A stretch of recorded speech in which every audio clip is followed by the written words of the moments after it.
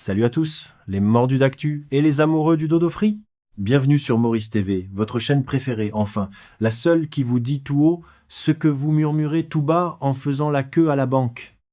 Aujourd'hui, on déballe le tapis rouge, ou plutôt le tapis rouge semble jaune-vert, pour parler d'un événement qui a fait trembler les lustres du Trianon Convention Centre. On va décortiquer ensemble la réception de l'ambassade de Chine pour la fête du printemps.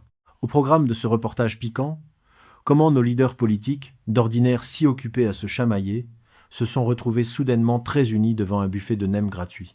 On va parler de l'année du cheval et pourquoi certains d'entre nous ont l'impression d'être surtout les jockeys ou les obstacles de cette amitié sino-mauricienne. Et enfin, on va voir si l'accord de libre-échange va vraiment remplir votre panier de la ménagère ou s'il va juste servir à importer plus de gadgets qui clignotent. Mais avant de lancer les hostilités, faites un petit geste pour la patrie. Lâchez-nous un énorme pouce bleu.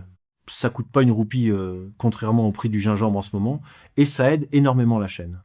Et si vous ne voulez rien rater des prochaines pépites sur notre île intense, abonnez-vous et activez la cloche pour rester scotché aux mises à jour. C'est bon?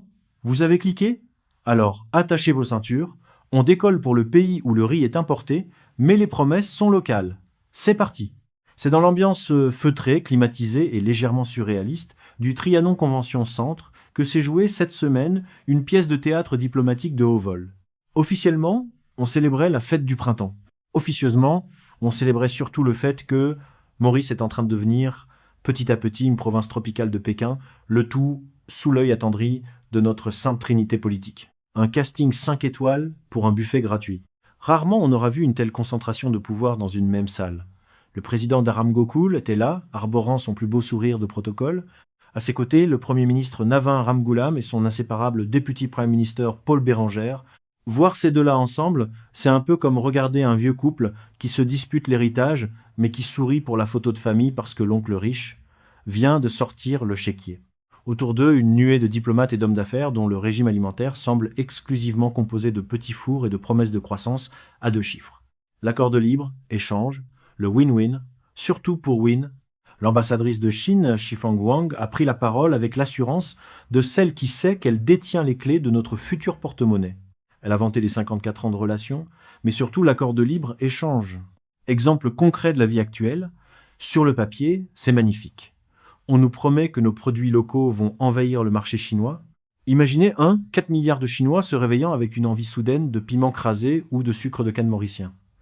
En réalité, pour l'instant, ce que le Mauricien moyen voit, c'est surtout le marché mauricien envahi par des gadgets high-tech qui durent 3 semaines et des investisseurs immobiliers qui achètent des pans entiers de nos terres pour construire des smart cities où le local n'aura bientôt plus les moyens d'acheter même une brique.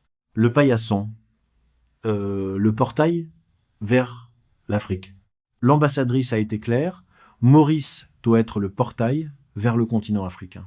Traduction, pour ceux qui ne parlent pas, le diplomate courtois. Nous allons utiliser votre petite île bien propre et bien organisée comme base arrière pour aller extraire du cuivre, du cobalt et de l'influence chez vos voisins du continent. Et pour que l'on se sente bien inclus dans la famille, 2026 sera l'année sino-africaine. C'est chic, c'est tendance, et ça permet de justifier pourquoi les routes de l'île commencent à ressembler de plus en plus aux autoroutes de Shanghai, financées par des prêts dont on préfère ne pas lire les petites lignes en bas de page. La salade alphabétique des initiatives. Madame Huang a ensuite déballé sa collection de sigles, comme un catalogue de Noël pour gouvernement en quête de subventions. GDI, Développement mondial, GSI, Sécurité mondiale, GCI, Civilisation mondiale, GGI, Gouvernance mondiale. À ce stade, on se demande si le prochain sigle ne sera pas le GMI, Global Mauritius Incorporation.